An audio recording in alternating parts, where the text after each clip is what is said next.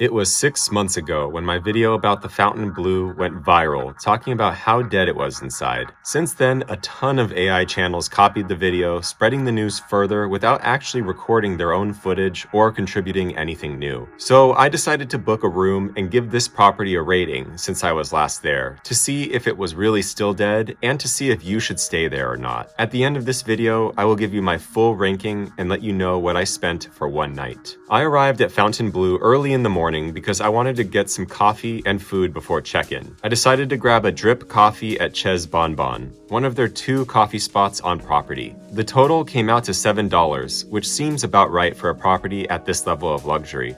It wasn't anything spectacular, just a basic drip coffee, but it did the job. For a place that looks this expensive, I was expecting something a little more memorable, but it felt pretty average. I then made my way right across to Vita in order to scramble with sausage. The food was decent, but nothing I'd come back for. The restaurant looks nice, very clean, but it kind of feels like you're paying for the design more than the food. The bill came out to around $40 with tax and tip, which is where things started to feel off. You're paying premium prices, but not getting a premium experience. It was time to check in, so I made my way across the hotel to grab my room keys. I booked a gold king room with a pool view. The room itself is a spacious 545 square feet and offers everything you would expect a higher-end resort to offer. Walking in, my first impression was really good. The room was very clean and smelled great. Honestly, the entire property smells good, which is something you notice right away. The furniture is styled well, and you can tell it's high-end.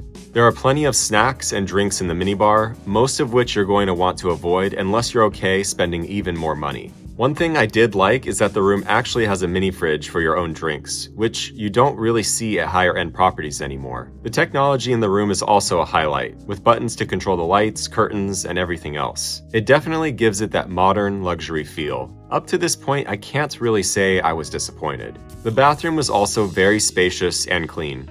A private toilet room, a bright backlit mirror, and a huge oversized shower. No tub in this room, which is kind of surprising at this price point, but the shower itself is massive. You could easily fit multiple people in there. All of the soaps and shampoos smelled great, and the room came with slippers and a robe as well. I could see the pool from my view, so I figured it was time to go check it out. The pool is honestly one of the highlights of this property. There are multiple sections, plenty of seating, and it's easy to find a good spot. Everything is very clean and well maintained. This isn't a party pool at all. You have to go to their day club for that. So the atmosphere here is actually really relaxing. They also have a 21+ VIP section if you want to get away from kids. There's even a hot tub tucked away in the back that feels a little more private. Overall, this is easily one of the best pool setups in Las Vegas. After the pool, I went to the gym because I had heard from a lot of people that it was something special, and they were right. This gym is massive. It has more equipment than a lot of full-size gyms you can actually get memberships to. Tons of machines, free weights, space. It's clean, it's not overcrowded, and it's very well put together. I would honestly buy a membership here if they allowed it. Now for the actual property itself. There is something very strange about Fontainebleau. On paper, this place should be one of the best resorts in Las Vegas. It's brand new, it's clean, it looks expensive, but when you actually walk around, it feels empty. Not just physically empty, but emotionally empty. Walking through the casino and public areas, it honestly feels like a luxury mall that hasn't found its customers yet. Everything is polished, everything looks perfect, but there's no energy. I kept thinking the entire time, where is everybody? And even when there are people, it still somehow feels dead. There's art everywhere, and it honestly feels more like walking through a museum than a Las Vegas resort. And I've seen people online say the same thing, that it feels like a place you walk through, not a place you experience. If you like that quiet, museum-like vibe, then sure, you might like this property, but that's not what most people come to Vegas for. The bars look nice just like everything else, but they feel empty. The casino floor doesn't pull you in. There's no excitement and no personality. Yes, they have a day club and a nightclub, but if you're not going to those, there's really nothing here. No free attractions, no shows, nothing interactive, and nothing memorable. Everything feels like it was designed to look good in photos, not to actually feel good in person. I decided to grab some more food from their food hall upstairs. I stopped at Roadside Taco and was shocked when I got my food. I ordered what I thought was $10 worth of tacos, and it wasn't until I got my order that I realized it was $10 for one taco. And this isn't a big taco. This is one of those small street tacos you could eat in 2 bites. The food was below average, and at that point, I just didn't feel like spending another $10 on a second one. I've heard other people joke that this place charges you luxury prices for things that would barely pass at a food truck, and that's exactly what it felt like. Instead of paying another $10, I just grabbed a drink at the Blue Bar and called it a night.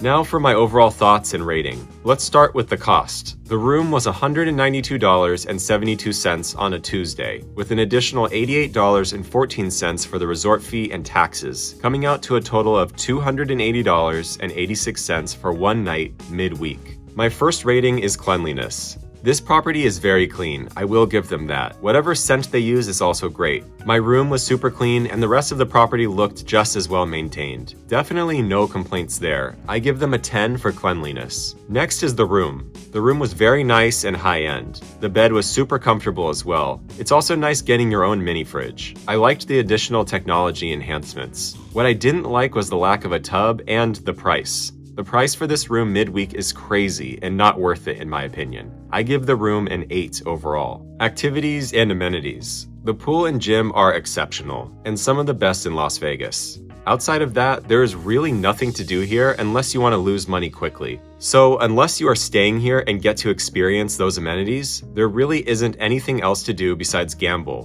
which you can obviously do anywhere. Because of that, I'm giving this category a 6. Food.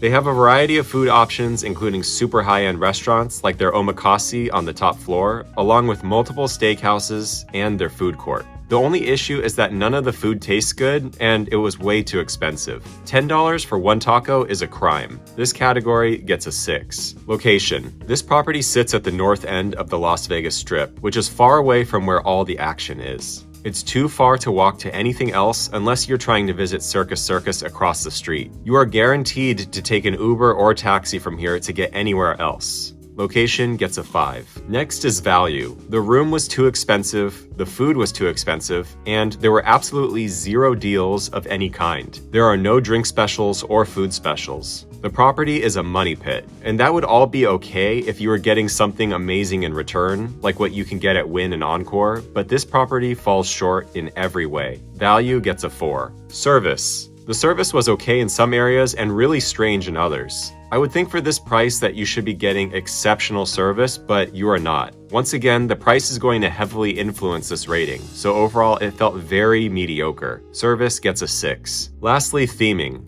I am very big on theming for Las Vegas properties, and this resort is lacking.